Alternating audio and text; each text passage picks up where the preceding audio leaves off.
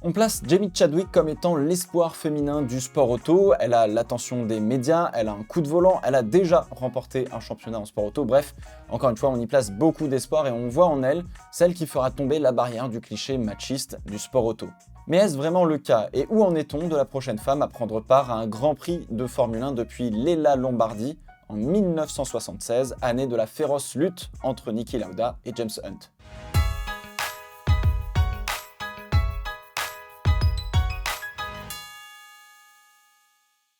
On attendait Suzy Wolff, la femme de Toto, qui a pris part à 2 séances d'essais libres 1 en Grand Prix chez Williams en 2014, à être la prochaine femme à prendre part à un week-end complet de Grand Prix de Formule 1. Finalement, la cascade prit une tournure de coup de pub plutôt que purement du sportif, quand bien même Wolff était proche de Massa à l'époque sur cette séance en termes de rythme, et elle avait plutôt impressionné.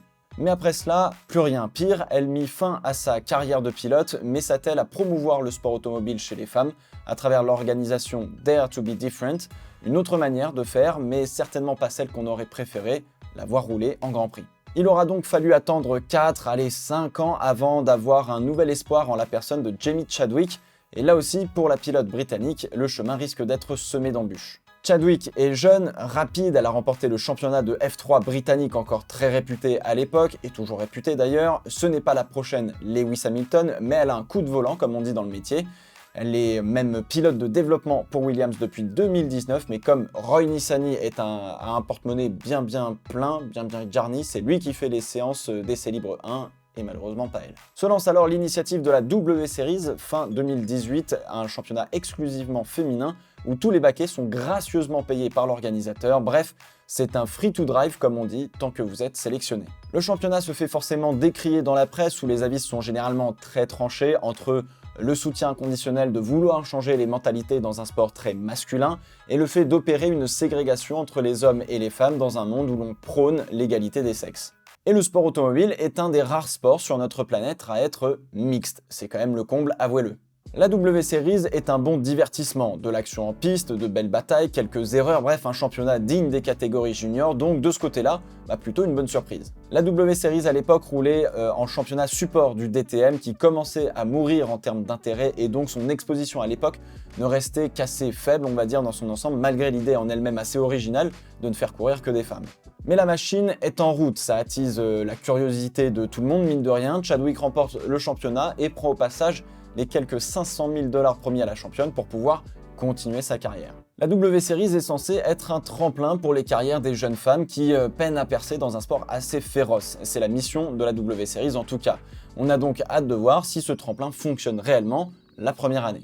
En 2020, cataclysme, le Covid éclate, les championnats sont à l'arrêt, mais en cours d'année, les activités reprennent petit à petit. Et Chadwick signe chez Prema en Formule Régionale Europe. Pour la faire courte, elle signe dans la meilleure écurie du championnat, équivalent à la W Series, et là, c'est la douche froide. Malgré son bon coup de volant, Chadwick termine à la 9e place du championnat, pendant que ses 3 coéquipiers prennent la P1, P2, P3 au général. Pour expliquer cette déception, Chadwick avait une voiture exploitée par Prema, mais ne faisait pas partie du line-up principal occupé par Petekov, Leclerc et Rasmussen.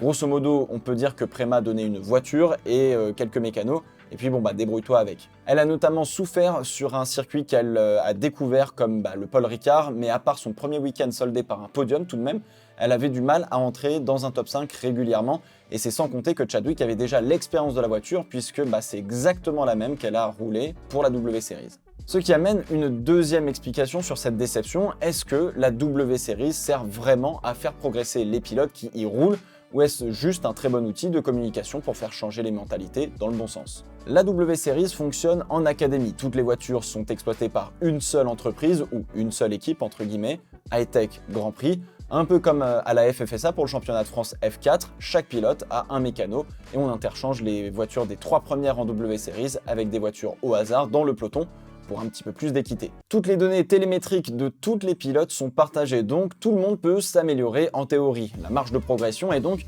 sur le papier, assez conséquente justement. Seulement, pour vraiment progresser, il faut être avec plus fort que soi et être avec les meilleurs au monde. C'est notamment pour cela que l'on décrit fortement le championnat de F3 asiatique, qui a un niveau général très moyen et qui sert à quelques pilotes payants qui peinent en Europe à acquérir des points pour la super licence. Eh bien, sans vouloir manquer de respect à la W Series, on est un petit peu dans le même schéma. Enfermer les femmes dans un championnat à part et les faire progresser sous forme d'académie, c'est pas idiot en soi, bien au contraire.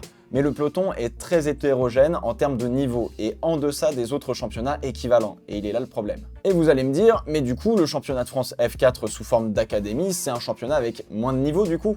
Eh ben, oui et non, car la F4 France, elle a quand même 30 ans d'expérience dans le domaine contre seulement 1 pour la W Series. Et l'expérience joue énormément en sport automobile, et je vous apprends rien de ce côté-là de toute façon. Mais on en reparlera du championnat de France F4 et de la FFSA Academy. Ce n'est donc pas forcément rendre service aux meilleurs pilotes femmes que de les enfermer dans leur propre catégorie. Alors le tremplin fonctionne quand même puisque Chadwick a disputé une saison en F3 régionale, mais malheureusement entre guillemets, elle rempile en W Series pour la saison 2021. Et là, on est en droit de dire que le tremplin n'est pas assez puissant pour le moment. La saison 2021 de W Series vient de couronner Chadwick pour la deuxième fois après une rude bataille avec Alice Powell. Le championnat était en support de la F1 sur quelques grands prix cette année et ça c'est assez important pour l'image. Sauf que Chadwick revient avec un petit peu plus d'expérience, forte d'une saison en F3 régionale et avec la même voiture encore une fois. Le bon sens voudrait qu'elle parte faire une saison en FIA F3 l'année prochaine, mais avec seulement 500 000 $ pour payer la saison, ce sera juste et probablement pas dans la meilleure écurie. Et comme on l'a vu pour certains rookies, la première saison permet de prendre ses marques et de progresser en vue d'une deuxième saison. Rares sont ceux qui progressent tellement vite qu'ils peuvent passer directement en F2 et on parle des talents comme Piastri ou Théo Pourchaire. Donc Jamie Chadwick va avoir besoin d'un demi-million de dollars en plus pour pouvoir rouler correctement en FIA F3 pour une première saison.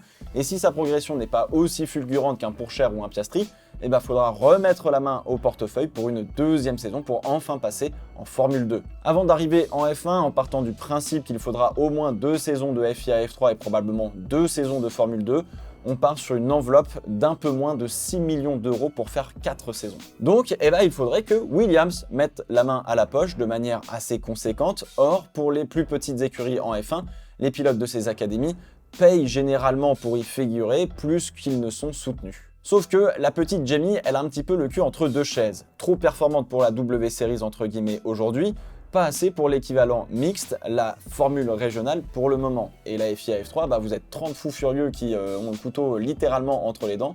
Là, c'est aussi assez féroce. Aujourd'hui, la W Series montre les lacunes et les limites de son propre modèle sportif de faire courir seulement des femmes. En revanche, oui, c'est un vrai bon coup de visibilité pour les femmes dans le sport auto et cela décomplexe un petit peu un sujet qui est plutôt tabou. Oui, il y en a des femmes dans des monoplaces et non, ce n'est pas déconnant. Oui, il y a des femmes qui sont ingénieurs et des mécaniciennes et non, ce n'est pas déconnant. Et si la W Series permet de donner des vocations à des jeunes femmes passionnées par le sport automobile, eh ben c'est déjà une victoire en soi. Mais au-delà de la visibilité, le message sonne un petit peu creux et de manière totalement incohérente.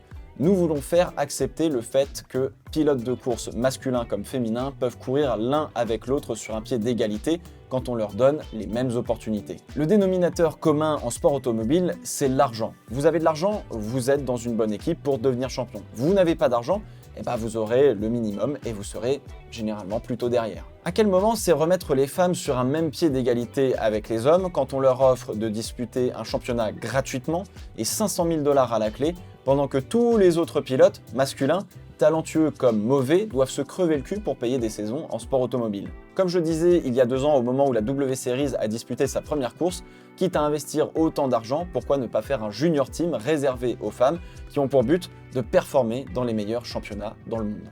Car elle est là, la source du problème, c'est l'argent. Richard Mille a payé une voiture et une équipe entière pour faire rouler 3 femmes aux 24 heures du Mans avec les meilleurs du monde depuis 2 ans. Aux 24 heures du Nürburgring, chaque année, on a eu un équipage 100% féminin, que ce soit pilote, mécanicienne, ingénieur d'exploitation, etc., etc. Danica Patrick, Tatiana Calderon, Sophia Flörsch, Michèle Mouton, vice-championne des rallyes en groupe B, Sabine Schmidt, malheureusement décédée cette année, la reine du Nürburgring, ou encore Lina Gade, l'ingénieure de course qui a remporté les 24 heures du Mans avec son équipage Audi en 2011.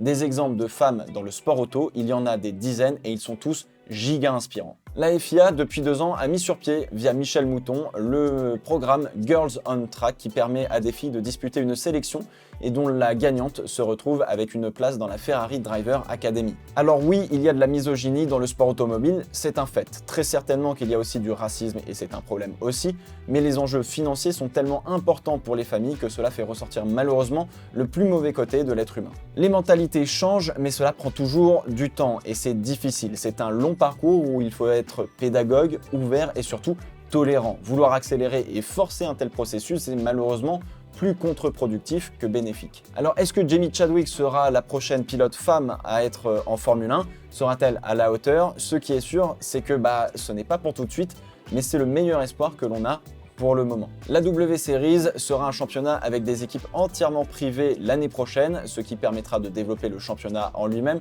et de probablement permettre aux pilotes d'encore plus progresser, mais philosophiquement, est-ce que ce championnat n'est pas voué à disparaître justement une fois que les mentalités entre guillemets auront changé? Alors là-dessus, je vous l'avoue totalement, je n'ai absolument pas la réponse et je suis preneur de vos retours dans les commentaires. Ce qui est sûr, c'est que les hommes et les femmes sont complémentaires, la somme des deux est synonyme de performance au sein des entreprises et des organisations, même, et je dirais surtout, dans le milieu de la compétition comme le sport automobile.